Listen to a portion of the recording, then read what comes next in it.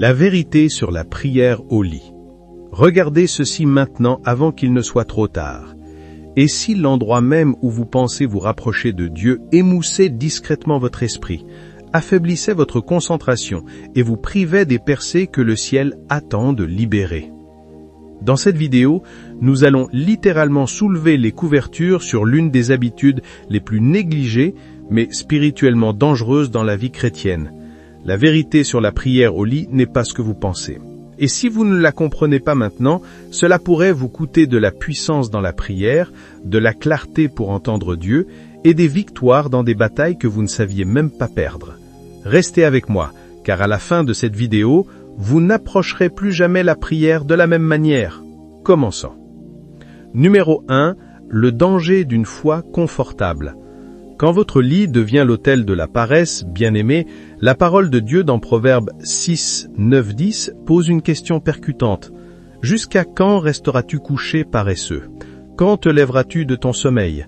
Un peu de sommeil, un peu d'assoupissement, un peu de repos les mains croisées.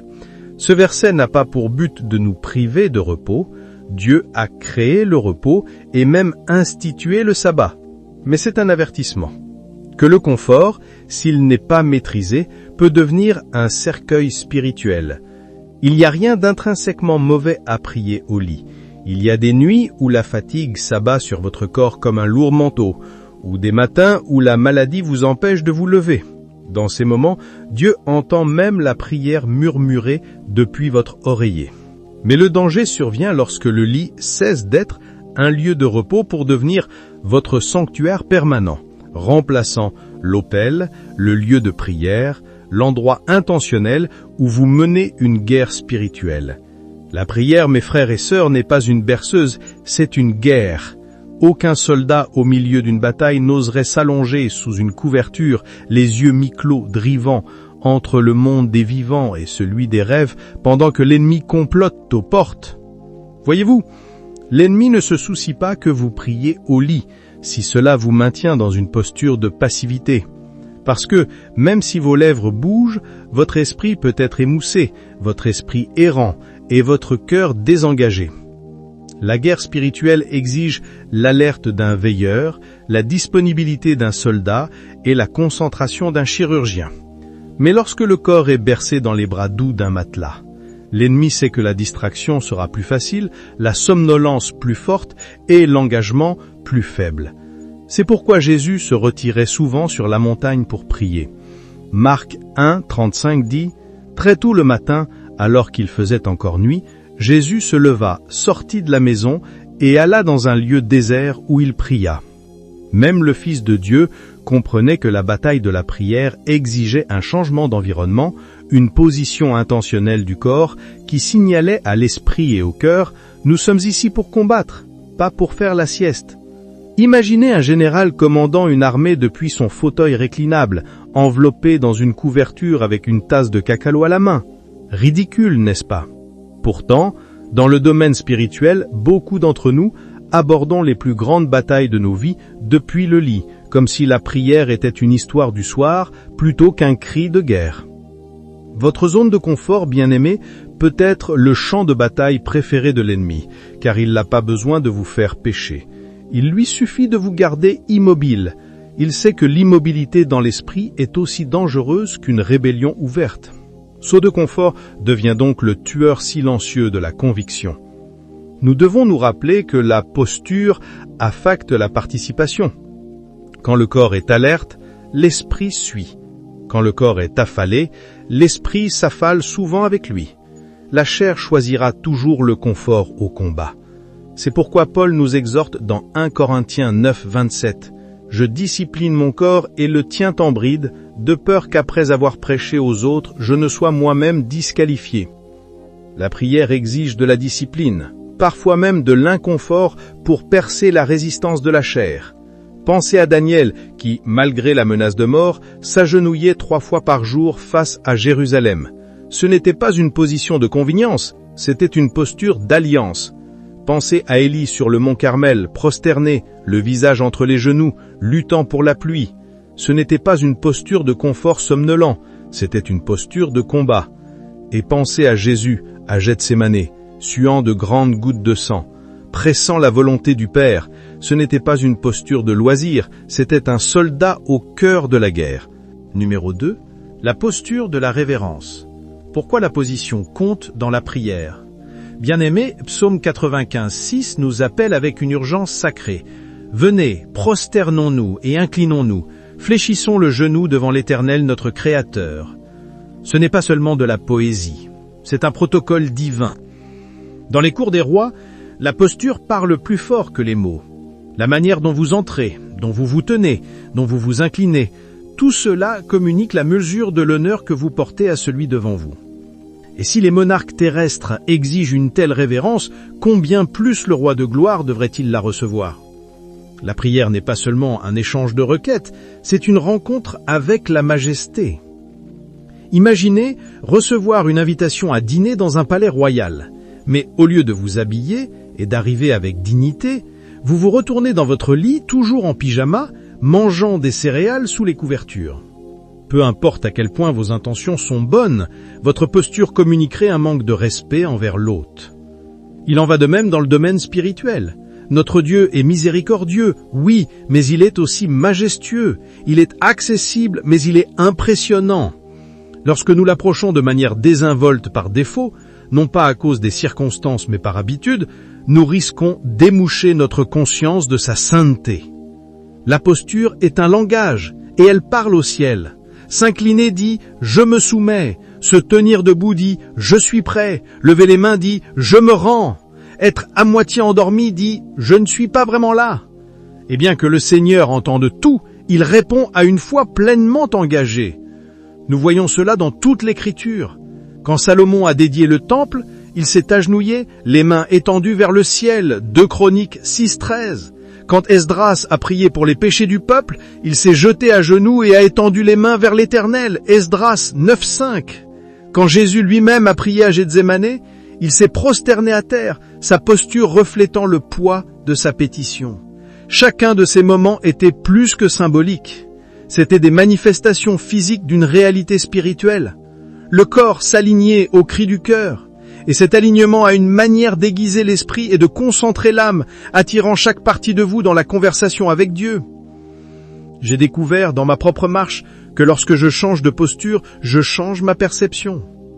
Si je suis somnolent, me levant en adoration, m'éveille. Si je suis distrait, m'agenouiller, recentre mon attention. Si je suis anxieux, me prosterner humilie mon âme jusqu'à ce que sa paix arrive. De la même manière, un croyant qui s'engage dans une posture intentionnelle dans la prière découvre que c'est souvent la porte vers des résultats intentionnels.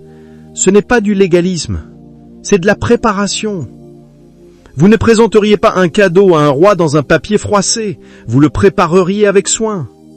De même, la présentation de nous-mêmes dans la prière ne consiste pas à gagner la faveur, mais à présenter l'honneur. Et voici une vérité plus profonde. La posture affecte l'attente. Un soldat au garde à vous s'attend à recevoir des ordres. Un adorateur aux mains levées s'attend à la présence de Dieu. Un mendiant à genoux s'attend à la miséricorde.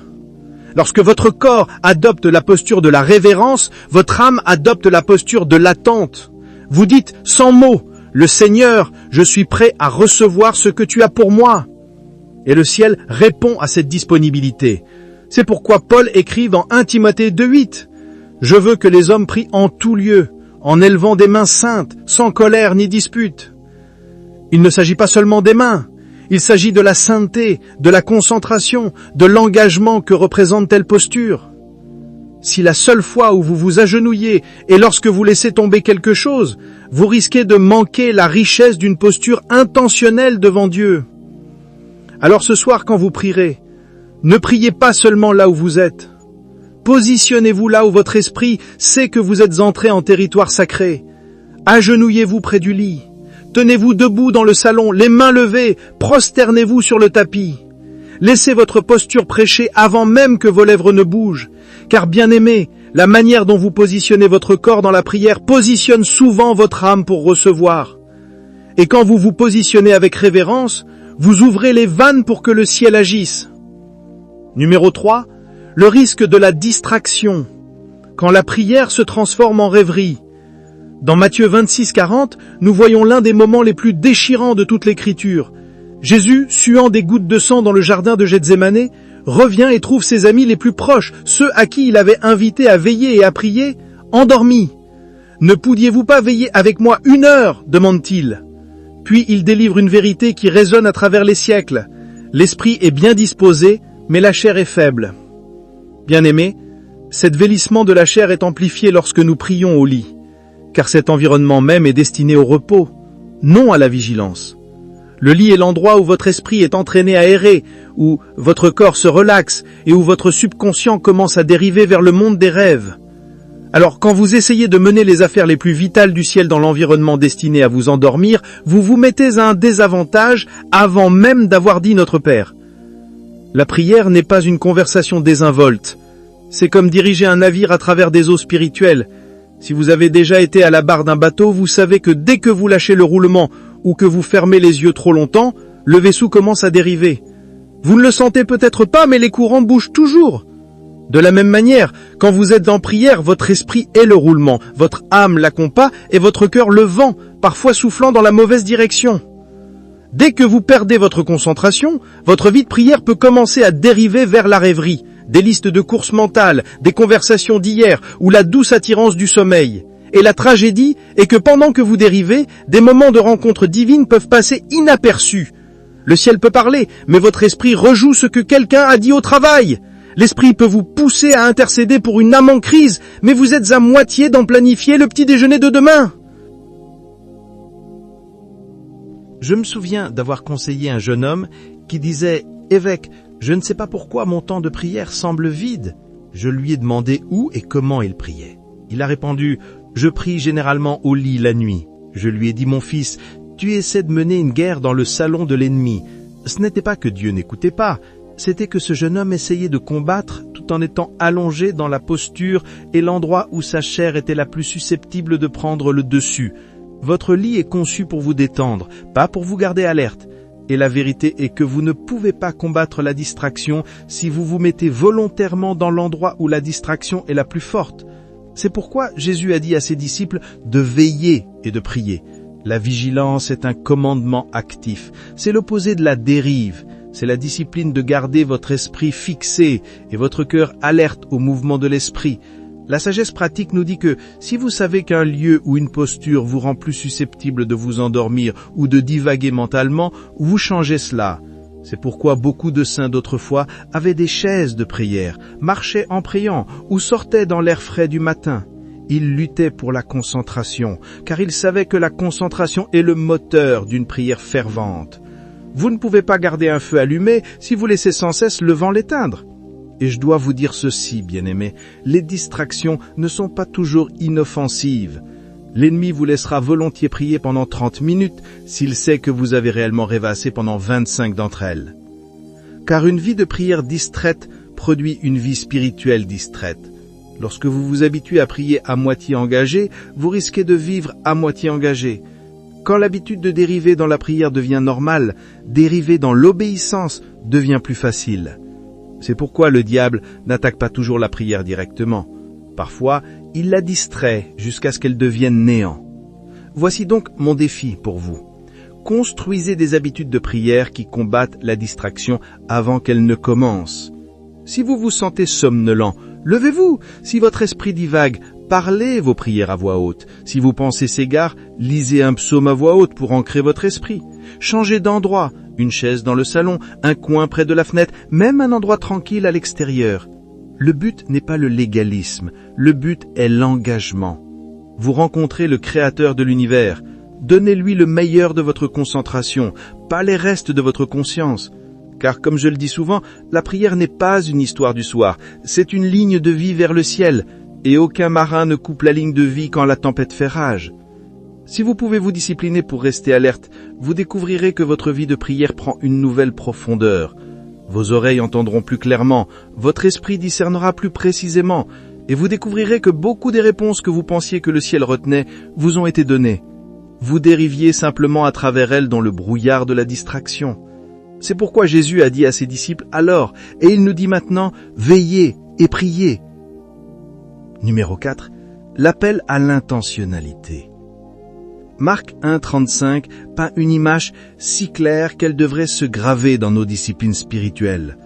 Très tôt le matin, alors qu'il faisait encore nuit, Jésus se leva, sortit de la maison et alla dans un lieu désert où il pria. Je veux que vous voyiez ceci. Jésus, le Fils du Dieu vivant, qui avait guéri les malades, chassé les démons, enseigné aux foules et s'était donné aux autres toute la journée, a néanmoins fait de la prière le premier acte intentionnel de son matin. Il ne s'est pas retourné dans son lit pour mormonner quelques mots somnolents. Il s'est levé, il a quitté la maison, il a trouvé un lieu solitaire. C'est un plan pour l'intentionnalité. Si le Fils du Dieu sans péché, qui portait la plénitude de l'Esprit sans mesure, ressentait le besoin de se séparer du confort et de la distraction pour rencontrer le Père, combien plus nous, qui sommes imparfaits et fragiles, avons besoin de ce temps concentré en sa présence. La prière n'est pas une arrière-pensée, c'est l'accord de l'instrument avant que le concert commence. Imaginez un orchestre sur le point d'interpréter une chef-d'œuvre. Les violons, cellos et flûtes sont tous exquis, mais s'ils sautent l'accord, la musique sera faute, peu importe avec quelle passion il joue. De la même manière, vous ne pouvez pas espérer que votre journée soit en harmonie avec la volonté de Dieu si vous n'avez pas accordé votre cœur dans le calme silencieux de la prière intentionnelle. L'accord exige de la concentration. Vous ne pouvez pas le faire à moitié endormi avec la télévision en fond sonore. Vous devez vous pencher, écouter attentivement et faire de petits ajustements jusqu'à ce que le ton soit en bonne note. C'est ce que la prière intentionnelle fait. Elle ajuste le ton de vos pensées, la hauteur de vos émotions et le rythme de vos décisions afin que tout soit en phase avec le ciel. C'est pourquoi vous devez avoir un espace sacré, un lieu qui devient votre point de rencontre personnel avec Dieu. Ce n'est pas une grande cathédrale, ça peut être un coin dans votre salon, une chaise usée près de la fenêtre, un banc dans votre jardin ou un itinéraire de marche particulier où vous et Dieu parlez sans interruption. Ce qui compte, c'est que votre esprit associe cet endroit à la concentration, à la révérence et à la rencontre avec le roi. Lorsque vous y entrez, quelque chose dans votre esprit devrait savoir « Nous sommes ici pour des affaires divines ». Tout comme les soldats ont une salle de guerre, vous avez besoin d'une salle de prière.